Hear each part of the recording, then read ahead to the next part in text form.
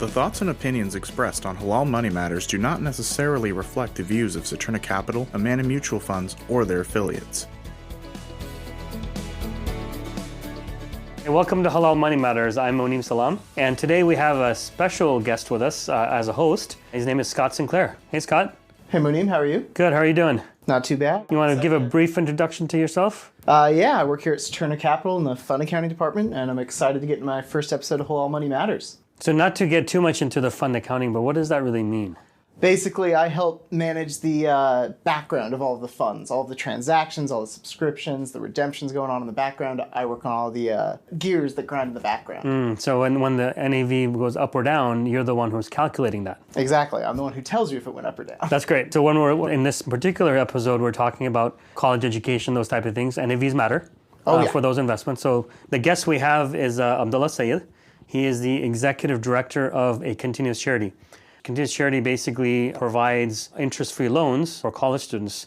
This topic is really interesting because I get a lot of people asking about how do they fund their college education with scholarships, without taking out any loans and those things. So I think this will be a great conversation to have. Scott, I know you've been in college as well. And so what was your experience? Quite recently, actually. I'm really interested to hear what he has to say because when I was applying to colleges, I really only saw two paths. You have to take out interest-bearing loans, or you have to have wealthy enough family or parents to just pay for it up front. So I'm really curious to see what he has to say. Well, let's get started then. Let's do it.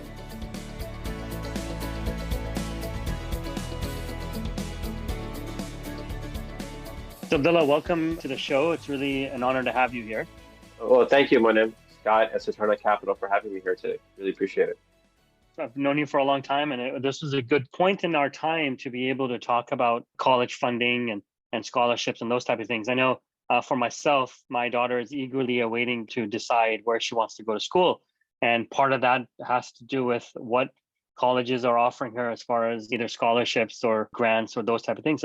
For all of my kids, I've told them from the very beginning, like, whatever loans that show up on their FAFSA forms, we're not going to accept them. So don't even look at that as a potential for that. And I'm sure there's a lot of people that have the same things in mind. Absolutely. You'll be surprised that we hear from students all the time. I signed this form. I didn't know what subsidized versus unsubsidized loan was. I didn't know this was a loan versus this was a grant. It all comes in one letter, the package that FAFSA gives you, right? And you're like, yeah, I got this like $80,000, but it's just like $2,000 of grant and $78,000 of loan, and part of it is subsidized, which means it's due 6 months after your undergraduate degree. And for most graduate programs, there is no subsidized loan, and unsubsidized means this interest piling and snowballing the day you get that loan. Yeah, and it's crazy, and that's probably one of the reasons why there's so much of a debt crisis for student loans in America. People really don't know what they're signing up for. Let's get started. I mean, I think that the first part of it is kind of breaking that down, right? So here's what I've realized a little bit from my experience of going through multiple kids, applying for colleges and those type of things. One of the overall things that I found is that if you're really wealthy, then you can probably afford college. If you're really poor and you can afford college, you're going to get these grants and scholarships, need-based scholarships, those type of things. But there's a huge middle class that basically can't afford it. And so, and it's not cheap. Colleges are very expensive. And so, maybe we can start there and you can talk a little bit about what your experience has been with how, let's say, the middle class actually funds their colleges. I totally agree with you. At the same time, I want to challenge the notion a little bit because college is so expensive. Over the last 40 years, college tuition, college costs has increased by 1,200%. It's 12 times more expensive to go to college in 2020 versus 1980, for example, right? And that's a huge shift. The other thing I'll mention is even if you are wealthy, right? I guess even if you are a physician, let's take a physician, for example, but you have a couple of kids in college. Now you have to make a decision. Am I going to pay that lump sum up front? Am I going to get it financed? That's the decision you have to make because now you have two tuitions to pay. So it's not only a problem for the middle class, and there are more resources, there's more awareness in those that have college educated parents or those like you said yourself, you're getting involved with your kids and you're talking to them about how to pay for college versus those that perhaps maybe are in the lower tier because their parents maybe didn't have that same guidance, or maybe their parents didn't even go to college. It's advocacy, it's knowledge of the system, it's really trying to find the best way to pay for college, but also the packages that you get. I know kids of physicians that are now wanting to be dentists, for example, that are in $400,000 worth of debt. They got the loan, they were able to go to the best school, but will they really have the most income after they pay their college tuition or their outstanding loan? I'm not sure. So then what do you do? Let's go all the way back in time, if you allow me, right? It's about planning. Everything is about planning. Those that are listening to this podcast, maybe you're a student right now, maybe you're a parent right now. It's never too late to start planning, right? Your kids are going to be young. Maybe they're a year old, maybe they're 4 or 5 years old, maybe they just got into high school. Let's start saving up for their college expenses. We know that education is a true liberator. Education allows for us to really showcase our potential. We all have potential, but it's about how we showcase that potential, right? Education gives us that well-rounded outlook on life and those experiences that we need, that education that we need, that knowledge that we need, that mentorship that we need that comes with a college education to be able to be the best versions of ourselves for this world. And that's what we need. We need each truly talented individual to bring their best. And that's how we're going to improve society.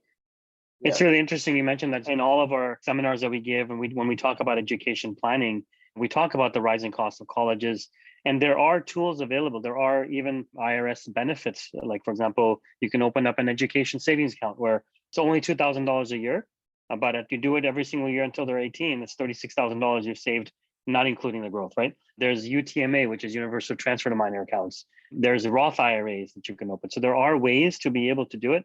And we really encourage all these savings plans because you're right, it does help quite a bit. And one of the major things that I hear all the time is, well, I don't want to save money because that's going to affect my scholarships.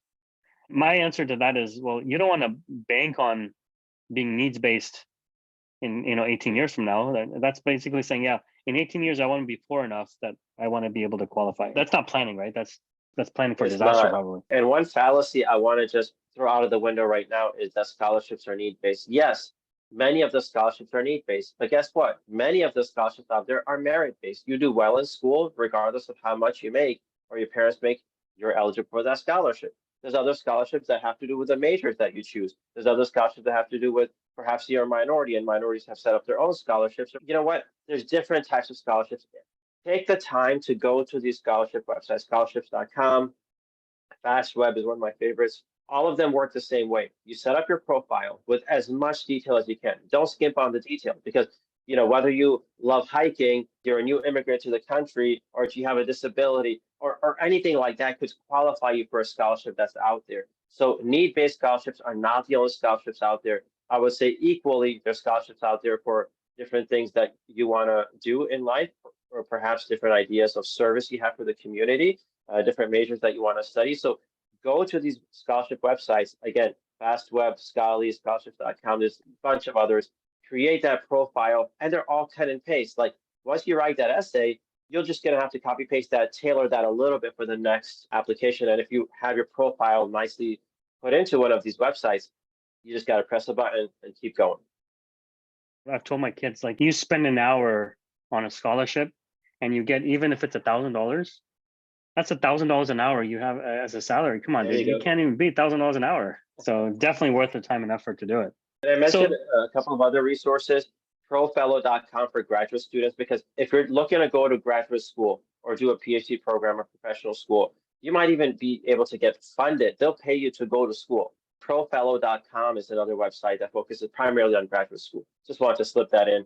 So let's break this down a little bit further. So now you talked about planning from the very beginning, right? Let's supposing you're in a situation where you have some, you don't have all of it to be able to pay for, but you have some that you did, and you need to be able to subsidize some of that as well. Can you talk about a little bit the difference between subsidized and non-subsidized loans? Yeah, absolutely. I mean, I mentioned in brief, there's two types of loans that the government or the financial institution is going to offer you. One is subsidized loans, and usually these are for undergraduate students. That basically means they're not going to charge you interest on those loans until 6 months after. And with a presidential order, right now, all loans are frozen until June 30th anyway. And we're hoping and praying that that goes beyond June 30th, because I really believe that principal-only loans are the future for our country, that our government invests in principal-only loans, like they give you an amount of money that you need for college, and you pay that money back without interest. Of course, administrative fees and all of what's needed to make that happen. We also wrote a letter to the government, to the president in particular, advocating for principal-only loans with other organizations. But getting back to the topic, subsidized loans are those where take it if you need it. I would really like to push that if you don't need to take a loan, don't take a loan. But if you need to take the loan and you have no other way, and we're going to go over many options during this podcast, go ahead and take the subsidized loans. If you have no other options, please go ahead and take the subsidized loan. That's only if you have no other options. An unsubsidized loan is, let's say you step into, you're put into school September 1st, or whatever date you signed that contract is when the interest starts accruing right away. And you never want that type of loan because it's crazy. Like an 18-year-old can sign up to get a loan for like $100,000 that's unsubsidized. We don't sell them a home. There's restrictions on getting a driver's license. You have to go through, but without any knowledge, without any training, here's a piece of paper, sign it, you're in debt for life. That is not going to be a long-term solution in this country. We really need to invest in other types of loans and other types of finance for college education. But yeah, if you're asking for the difference between subsidized loan and unsubsidized loan, subsidized probably 6 months after you graduate to pay that loan, and interest will start ticking and collecting and snowballing after 6 months. Unsubsidized loan, it starts on the day you sign the contract. That helps quite a bit. So thank you for that. Looking at it from that perspective, I mean, I think one thing you mentioned was really important, and that is that only if you need it. And from my experience traveling the country, seeing different Muslim student associations and students and those type of things, what I found is that many times people are taking these loans as a lifestyle choice rather than a need choice, right? I mean, meaning that, maybe they can cover some of their tuition and maybe all of it if they start working 20 hours a week. But, they want that apartment. They want to keep their same lifestyle they had when they were living home. They want to keep in college, and then they end up taking out those loans. So you are a college student. So, maybe you do need to kind of adjust your lifestyle and not take out those loans to be able to do that. But I do find that to be very common. One thing I'll say, Madam, to that is lifestyle choices drive us crazy. I mean, somebody could want to get the latest and best car, biggest home, certain types of clothes, jewelry, whatever. Would you do that for education? Would you want a gold tooth installed because it's a lifestyle choice versus would you want to go to a college that you can't afford and an apartment that you can't afford? So look at it that way. Yes, you want comfortable enough where you can focus on school, but you want to be able to make those sacrifices so you're not in long-term debt. The choice is yours. The choice is literally in your hands. Do you want to be in long-term debt, or do you want to make the sacrifices to make this work? One thing I'll say right off the bat is we may look down upon certain colleges, in particular community college, but community college is like the lifeline for a lot of students that come out of school without much debt. So community college is your local college, right? It's not too far away from you. You save transportation costs and time. 2, you adjust a lot better because class sizes are much smaller. It's more intimate. You get to learn more. Whereas big universities have weed out classes. They literally call them weed out classes. Right? To start with 400 people, you end up with 200 people. The other 200 didn't make it. Either they were not interested, the material was too much, or they failed to meet the marks. So community college, I'm such a big advocate for.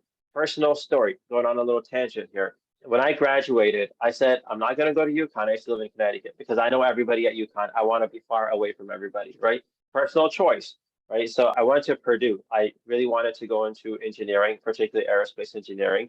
I didn't. I went into business management major. I learned that aerospace and engineering in particular wasn't for me. I still love it. I still love to, gaze at the stars and whatnot, but maybe that particular major wasn't for me. I get to college, super big shock, right? You're away from home for the first time ever, learning how to cook, learning how to shop. At that time, cell phones weren't a big thing, but you get your own cell phone.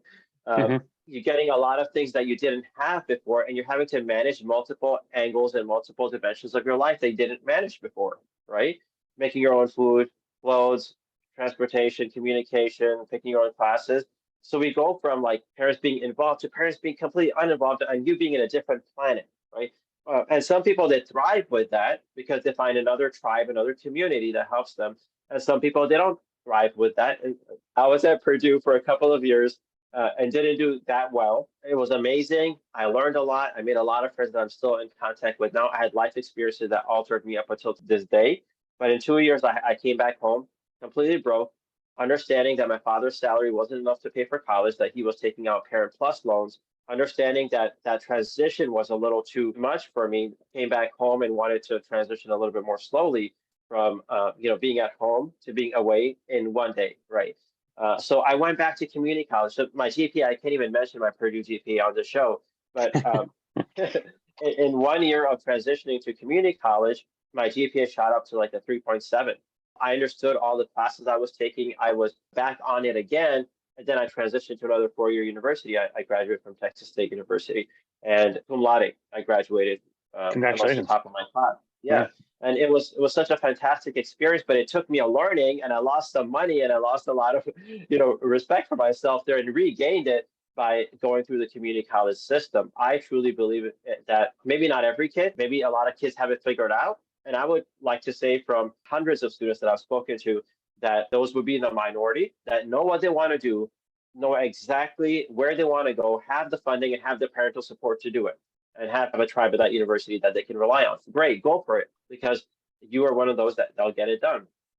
Then there's the others, I would say maybe a vast majority, that need that transition, in community college is the key. You save money, a whole lot of money going to community college. Whereas, one credit hour might be $150 to $200, and one credit hour in a 4-year university is going to be $1,200 to $1,500.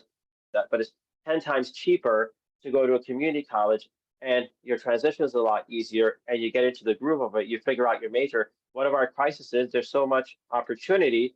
Our students are not able to really decide a major until they go to college, and they may change the major every 2 years. Some people graduating now in 5 or 6 years. Right, that's a lot of money that you and your parents invested in your education. I'm glad you found through experience and by burning money where you wanted to go. But if you go to community college, you save that time and money. So that's my little tangent and my story.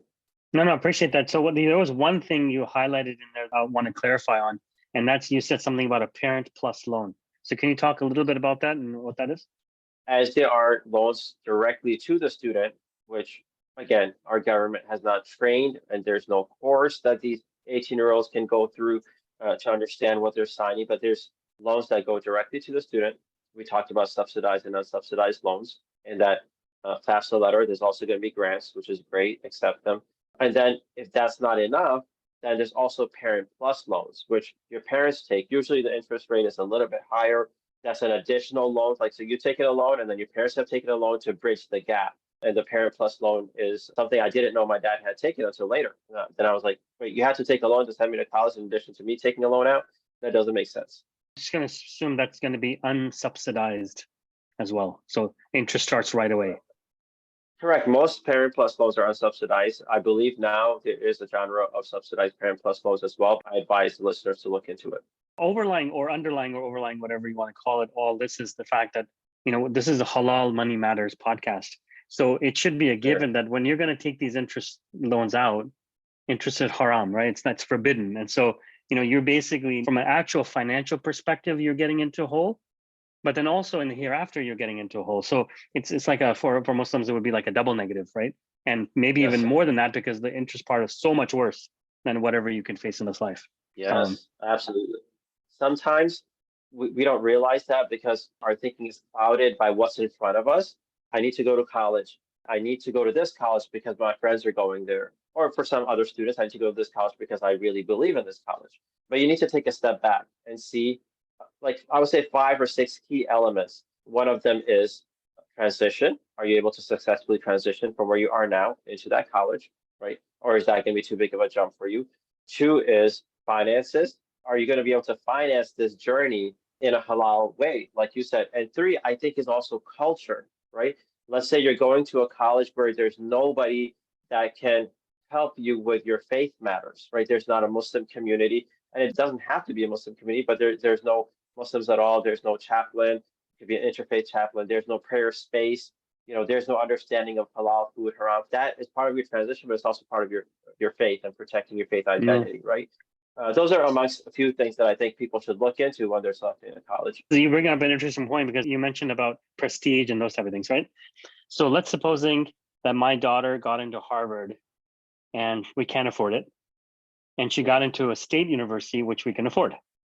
Now, a lot of people would say, wow, it's Harvard. Let me go ahead and take the loans or do whatever it's it because, hey, it's education, it's benefiting the ummah, that type of thing. Or is it better to do the state university? Now, I know the answer to that question for myself, obviously. I think you probably know what I would say, but I want to hear from you and maybe what anecdotally what you've heard from other people as well. So Harvard is a unique example. So we could take, for example, a different university, but Harvard's not going to let you get into school and drop out because you can't afford it. So Harvard will find a way, because they have one of the world's largest endowments, to keep you in school and take care of your finances. And that's the other thing. Like whatever school you're at currently or you got into that you want to, go talk to that school. Two places: your department, whatever department you got into, go talk to them about what additional resources are available in terms of scholarships, in terms of forgivable loans, and then go to the financial aid department and talk to them about what is available. Because on these websites, perhaps those alumni funds are not going to be available, but at the university they're available. So it's about having those conversations. But let's just say you got into an amazing school. The private school is super expensive. If they're not going to take care of you, if they're going to make you get into debt, and Harvard doesn't seem to be like one of those. Anybody who gets into Harvard is able to afford it with the financial packages that they give. But let's say in this X university you get into, you're not able to afford it, versus a state school that's still reputable and still has that quality of education that you got into, where the finances make sense. Over here, let's say in X school, you have to take interest-based loans. State school, you don't have to take interest-based loans. No brainer. Go to the state school because you don't want to be in debt forever. Like I said, profellow.com and other resources, talking to your universities, your department, and also your financial aid office. Most universities that you get into, if you're doing well, or if you did well, will want to keep you. They'll definitely make it work for you. No, that's great. And so I want to kind of, by the way, Scott, do you have anything?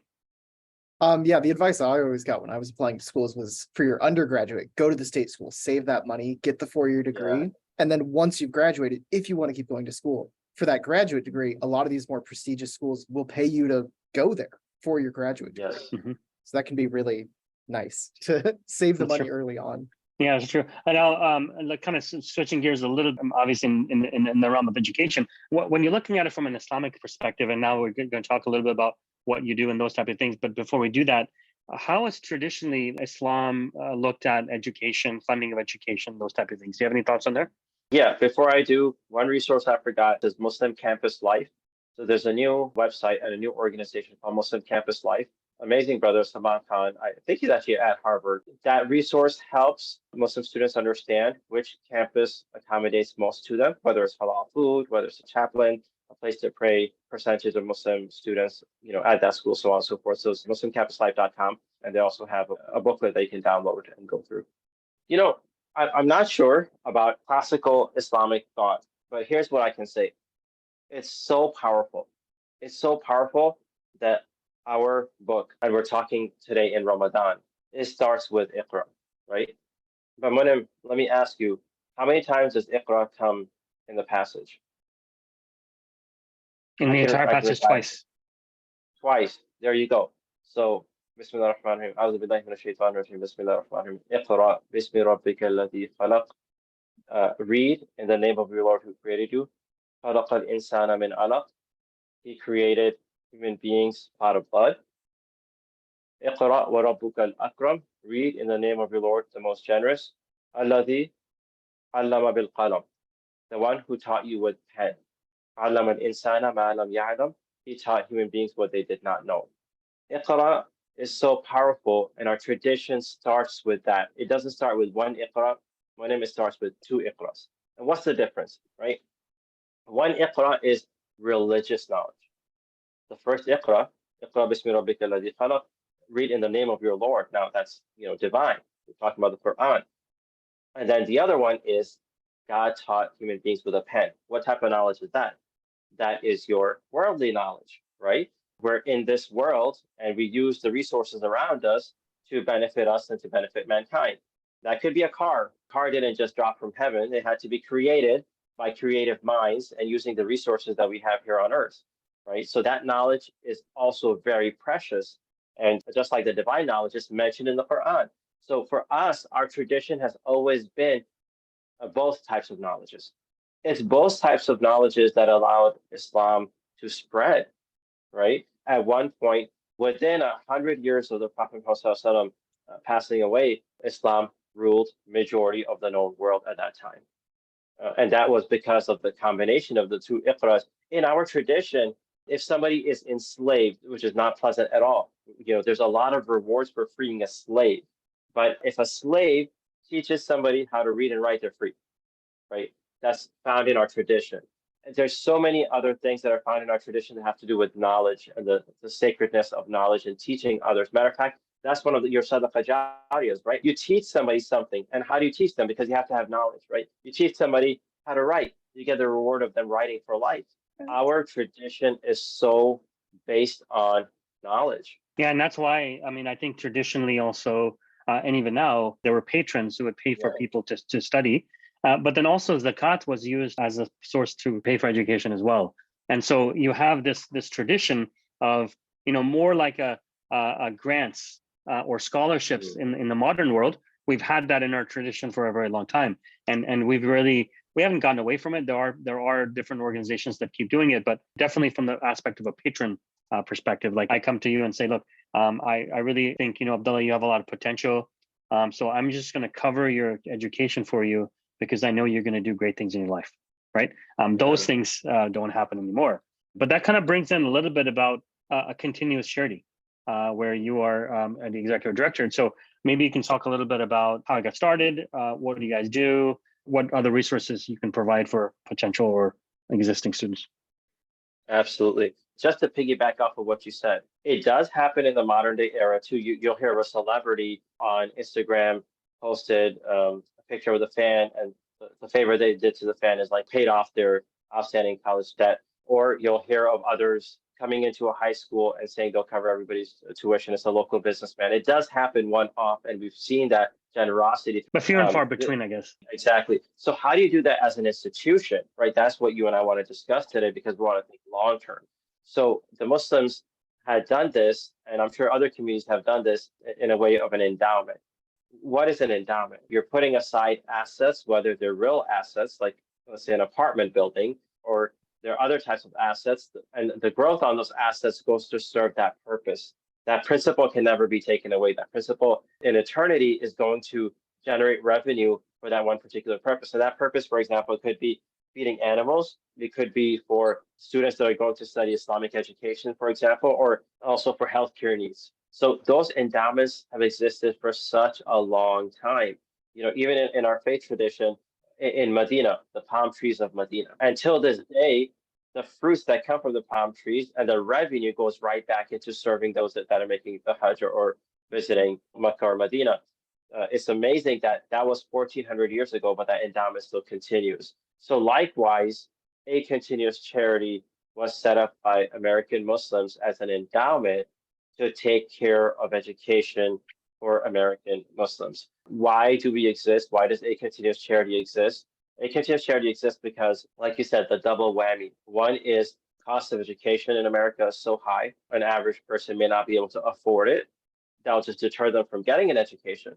And then if they do go seek an education, the double whammy is, well, it's against our faith tradition to indulge in interest. For example, that subsidized loan, well, that's okay for 4 years, but what happens after the 6 months after you graduate? That creeps up on you real quick. The unsubsidized loan or the Parent Plus loan, that's going to be from day one that you're paying interest on. We wanted to create an alternative. And this is not an alternative that can help everybody and anybody because our endowment is still small. Alhamdulillah, we've been able to give out $6 million in loans to 450 plus students, averaging between $18,000 to $20,000 per loan. And what we do is we push the student, apply for scholarships, to ask their parents and their friends and family and their community for resources, save up themselves, and we bridge the gap. And with that gap, we've bridged so far $6 million. Part of that is actually recycled money because these are interest-free loans that students pay back. So our students have already paid us back $2.2 million. So the system is for students, by students, if you will. And with that, we've saved $3.5 million in interest because an average American pays their college loan over 18 years, and now it's creeping up to over 20 years. And our students are done paying us back in an average of 4 years. So they're not only interest-free, but they're debt-free within 4 years. They can move on with their life, make substantial decisions because this is not hanging over their heads. This is not a financial decision they have to think about anymore. That $3.5 million, where is it now? That interest that's saved that didn't go to the financial institutions or to the government. Well, that's now in our communities, either at the dining table or sending another kid to college or investing to build other institutions. So that's the beauty of the endowment, is that once we're putting money in, it's for this purpose. The principal is in touch.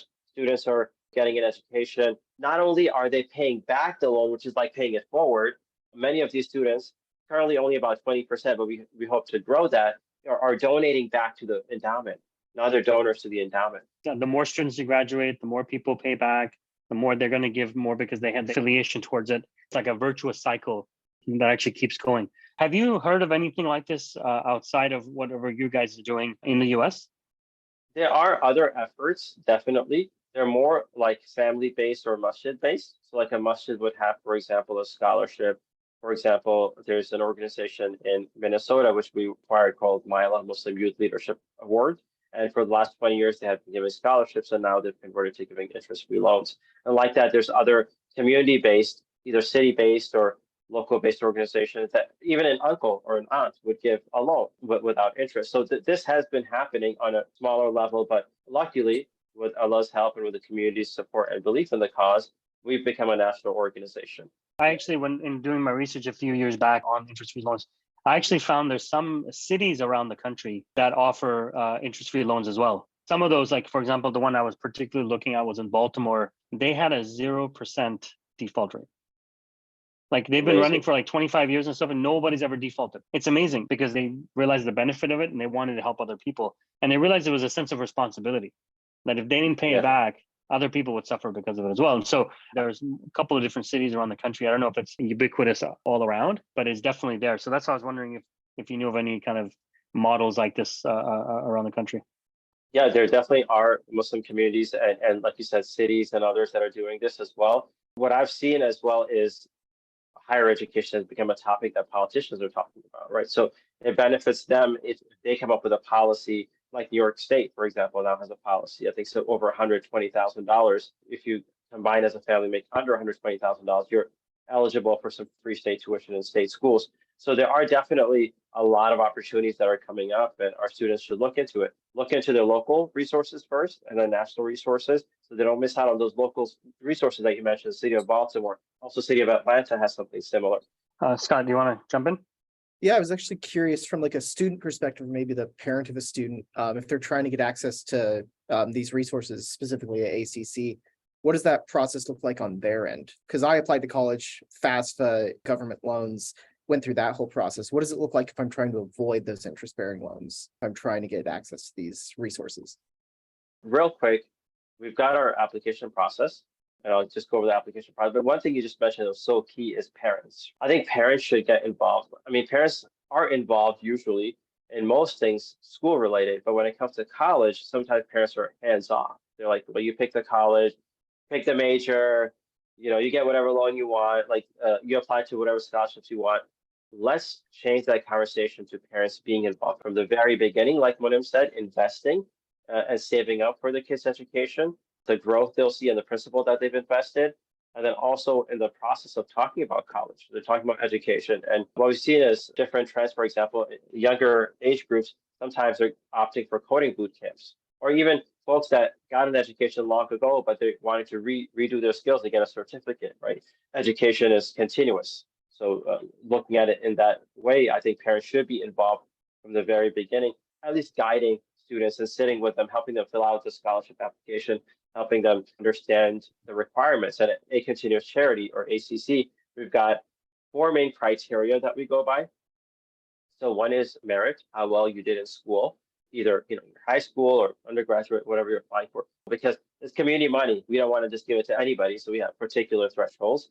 Number 2 is need. So need is not defined by like you have to be under the poverty level or something. Need is defined by what is that gap that you're not able to fill after talking to your friends and family, applying for scholarships, and then you still have to take an interest-bearing loan, but we don't want you to. So what is that gap that we can give an interest-free loan for?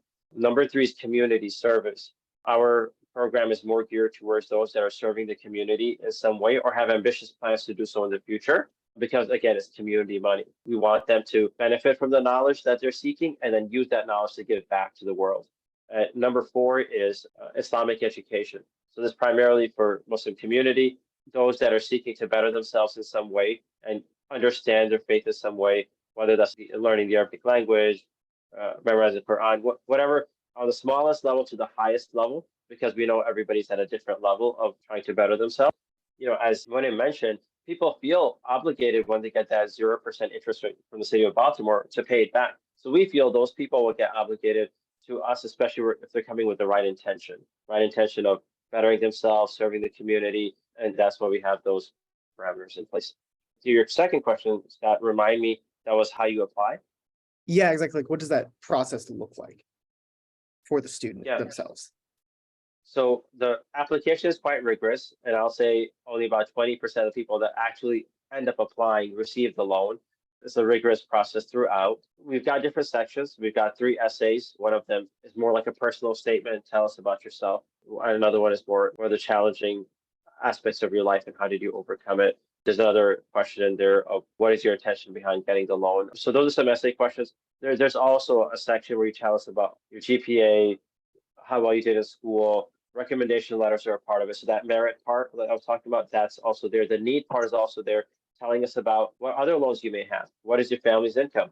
How much is going to be your personal contribution versus your family contribution? We want to know those things. We want you to know those things so you make a better decision by listing it out. You know them. And we would also like to know them so we can make a better decision about who meets the criteria of need, merit, community service, Islamic education. So all those questions are in the application. Just go to acceducate.org and you'll see the apply button there. Read the criteria, read the FAQs before you apply. Application is generally open from January 15th through April 15th. If you don't meet that criteria, you can always try to apply next cycle or tell us if you have a genuine need even outside of cycle. We do consider students outside of cycle. We consider both types of students. Students that are currently in college, right? So like they need a loan just to go to college. And then there's graduates who are in debt. They don't know how to get out of that debt. We can also refinance them as well. And hopefully they're working, so they're able to make bigger payments. And we can, once they are done paying, use that money again for the next student. And that's how it works. Give it to one student, they pay back to the pool, we fund the next student while trying to grow the pool by fundraising as well. So you mentioned this now, which is a graduate schools there. What about medical school, a dental school, those type of things? Do you also help in those areas as well? Yeah, it's surprising. We've got a lot of medical school students, PAs, dental school students, lawyers. So like the professional degree programs, we do have a lot of students from that as well. And it's all about how much they need. Sometimes we're not able to afford what they need. Our cap is roughly $40,000. We don't have a true hard cap, but that's kind of a marker for us to know if we can afford it or not. And then we also need a student to create a plan. What's their personal contribution, family contribution, community contribution? Have they talked to the school about reducing their tuition by going to the department, by going to the financial aid office, so on and so forth, and really working with them individually to reduce their burden as much as possible and reduce the gap. Like an average bank wants to give you whatever loan you need because they're going to charge you interest over time. They want you to pay the minimum amount. We want you to take the smallest amount of loan you need, pay the biggest amount, and get out of debt as fast as you can. Yeah, it's kind of the opposite. We have helped quite a few medical students and dental students as well. And then also there are other resources, like you mentioned, that people could go to. I mean, I know some people who have paid for their medical school or dental school through other means. For example, like for teachers, like Teach for America. I think there's a rural program for medical students as well. So there's a lot of other options as well that people go to. And a lot of times they just don't exhaust them. They just don't even look, right? Military might be another option for some people if they so choose to do that as well. Yeah, there's a lot of options out there. Exhaust the options. Look into all forgivable loan options. For example, you mentioned medical school, going to rural areas, teaching inner city kids. That's going to be an experience that changes you. Not only gets you a forgivable loan, for example. So ACC wants to be the last resort. We want you to do all your homework, apply for all scholarships, look at all programs in your local area and related to the field that you're studying. And then if you truly have, ACC will give you a loan to bridge the gap. This has been really great, right? So we talked a little bit about scholarships. We talked about subsidized versus non-subsidized, Parent Plus loans. But the biggest overarching things are plan early, but it's never too late to start saving or investing for the education. And there's multiple different options available. You can find them at amanafunds.com for like education accounts and those type of things. Once you actually are in the process of applying and those type of things to colleges, the best option is not always the most expensive one. Sometimes for different people, community college might be good, or state school, those type of things. Yeah. It's really a college needs to fit your need, not the other way around. And the last thing we talked a little bit about was what specifically a continuous charity does, which is gives those kind of interest-free loans out there. There are other programs, so look into those as well. Am I missing anything? Nope, I think that's quite comprehensive. Again, if folks have any questions, go to our website, communicate with us. We're more than happy to assist in whatever way we can.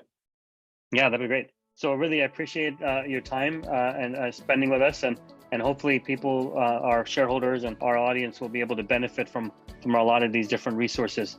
So thank you very much, man. Assalamu alaikum. Thanks for having me. My name's Scott Paterna and Amana Mutual Funds. Really appreciate it. ACC is here, acontinuouscharity.org or acceducate.org. Please look us up, ask us for whatever help and resources you need. Take care. Assalamu alaikum.